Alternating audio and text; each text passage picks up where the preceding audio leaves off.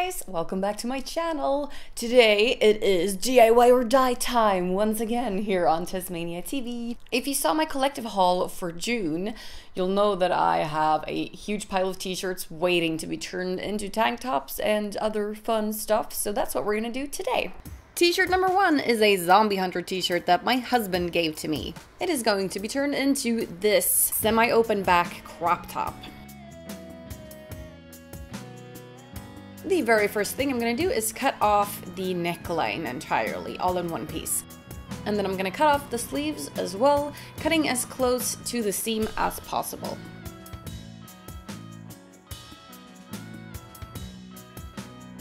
I'm also cutting the bottom hem off.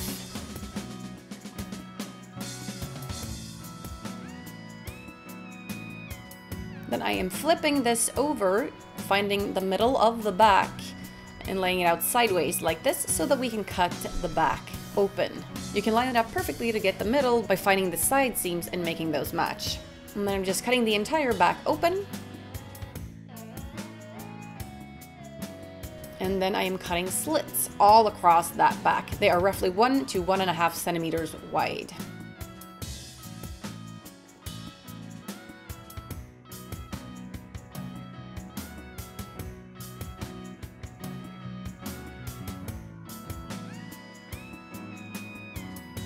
Once all the slits have been cut, I am going to turn it inside out and put it on with the print in the back. And then I'm going to tie all of those little slits back together, making it fit better. And I'm tying it while it's on because that way I can get the perfect fit. Even though it is backwards, it's still the right fit when you turn it around, I promise. Then I'm flipping it back the right way, and we're done. This is a classic way for me to redo t-shirts into fun tank tops, and that look in the back just makes it kind of like an extra spine. I love it. Moving on to t-shirt number 2, which is an old school Super Mario Brothers tee that I had when I was a kid. I am cutting this into a cropped muscle tee with open sides. And as you can tell, it is a little bit damaged. It's very easy to cut through this. It's like cutting through butter pretty much because it's so old. I'm starting by cutting the sleeves off. And I'm cutting through one layer at a time here because the fabric is so old, just to make sure that it looks right. And then I'm cutting the bottom seam off. At first I'm cutting close to the seam because I want to try it on before I crop it to the right length. But then I decided that this is the length that I want, so I'm just taking a little bit more off. Then I am cutting the sides open. And as you can see, I cut it a little bit unevenly, so I'm just correcting that by folding it over and cutting so that it matches. Then I'm getting out my safety pins, putting the top on and putting it back together in the sides with the safety pins. And I'm putting 4 on each side. You can sew this if you want to, but you guys know that I love safety pins.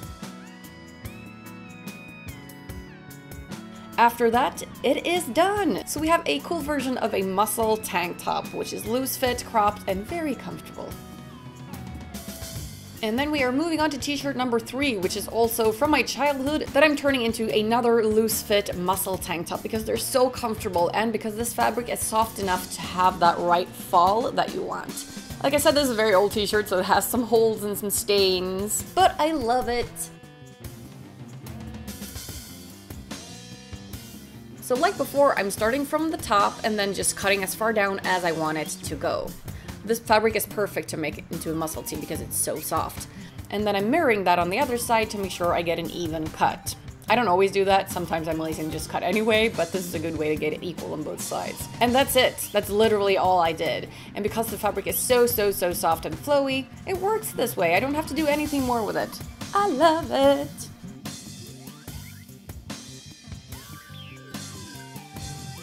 And then we are moving on to t-shirt number 4, which is another zombie t-shirt that I'm turning into a version of a muscle tee with draped sides. Here is the t-shirt beforehand. This fabric is a little bit starchier and less soft than the last one you saw, which is why I need to do something more to it than just cut it into a muscle top. But I'm starting out the same way, cutting from the neckline as far down onto the side as I want it.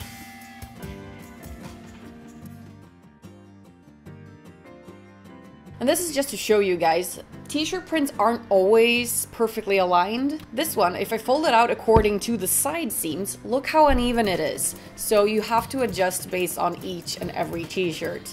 just to show you like a little side note. That's kind of annoying sometimes, but yeah. So this is what it looks like right now. Again, not all t-shirts are made to be cut directly into muscle tees, but if I scrunch up the side fabric like this, it instantly looks better.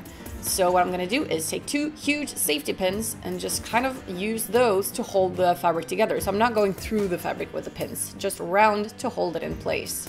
And you have an instant, fun version of a muscle tee. And I actually loved that look so much, I did the exact same thing for t-shirt number 5. So you won't need to see another similar transformation because I did the exact same thing to this one.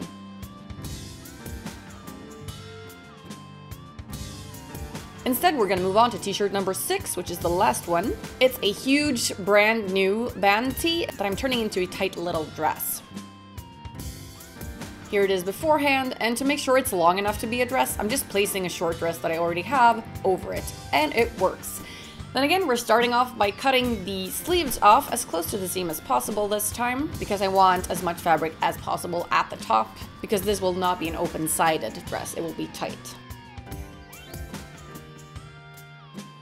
And this t-shirt, again, the print is not aligned, which is annoying. I'm going to correct that later on. First, I'm going to flip it inside out and try it on. See how big it is? Yeah, I'm going to need to tighten that up. And I'm going to use some pinning needles. Place them at the top like this to make sure I know how I want it to fit. You can pin the whole dress while it's on, but it's difficult to get the fabric to be straight when you take it off after that. You can correct the wrinkliness afterwards by just adjusting the pins a little bit, but I decided to go by measurement instead. This actually makes it easier for me to correct the crooked placement of the print as well, just by making sure that it ends up in the middle of that measurement. Then what I'm doing is cutting the sides off because we're going to sew those back together based on the new measurement.